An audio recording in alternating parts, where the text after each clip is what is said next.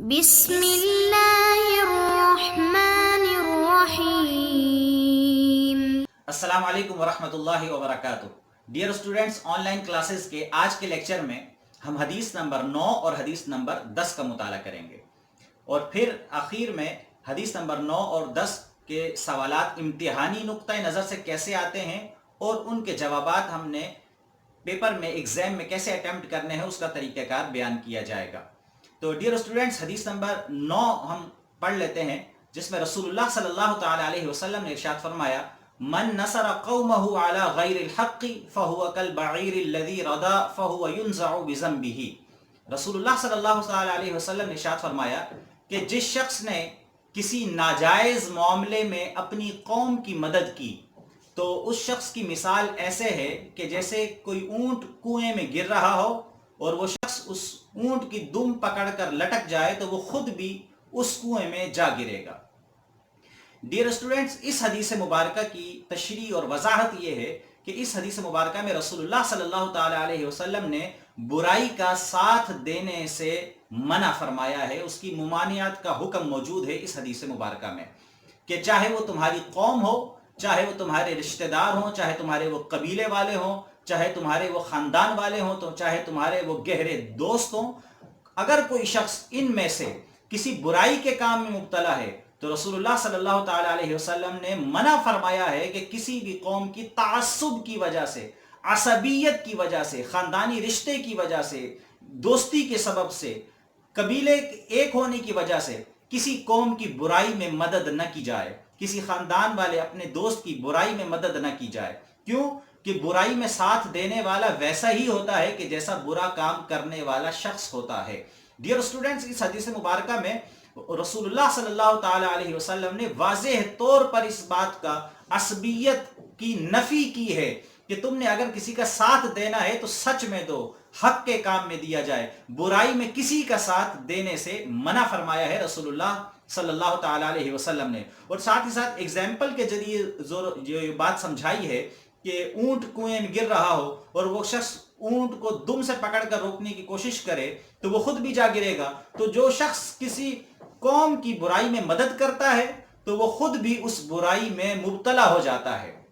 اس حدیث مبارکہ کا بھی ہماری عملی زندگی سے بڑا گہرا تعلق ہے کہ ہم اگر اپنی زندگی کو صحیح سمت میں رواں دوا رکھنا چاہتے ہیں تو ہمیں صرف سچ اور حق کا ساتھ دینا ہے، اور چاہے وہ کوئی بھی ہو، ہماری قوم والا ہو، ہمارے خاندان والا ہو، ہم نے برائی میں کسی کا ساتھ نہیں دینا ہے۔ ڈیئر اسٹوڈنٹس، حدیث نمبر 10 کی طرف چلتے ہیں، جس میں رسول اللہ صلی اللہ تعالی علیہ وسلم نے ارشاد فرمایا: ان اکمل المؤمنین ایمانا احسنهم خلقا۔ بے شک تم میں سے کامل ترین ایمان والا وہ شخص ہے کہ جس کے اخلاق سب سے اچھے ہیں۔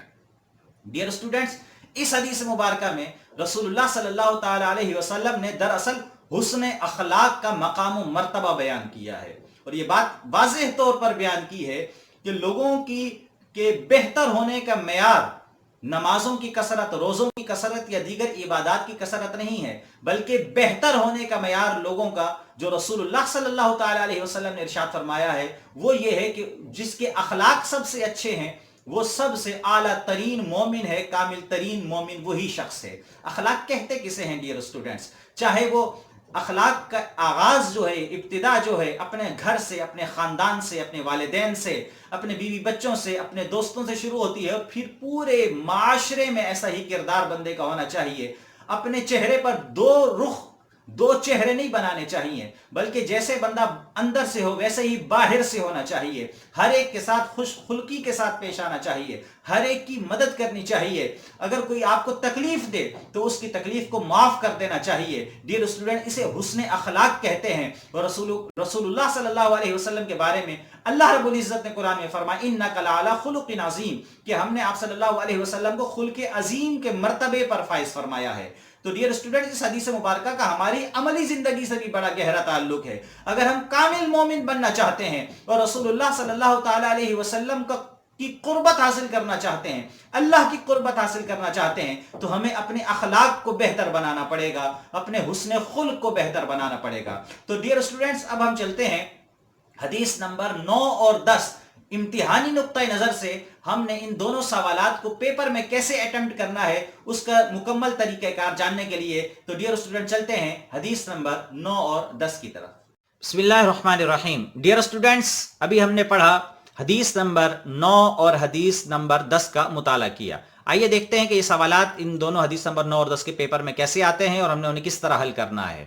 سوال نمبر 9، حدیث کا ترجمہ و تشریح کرتے ہوئے واضح کیجئے کہ ان کا ہماری عملی زندگی سے کیا تعلق ہے۔ یہ 9 نمبر حدیث ابھی ہم نے پڑھی تھی۔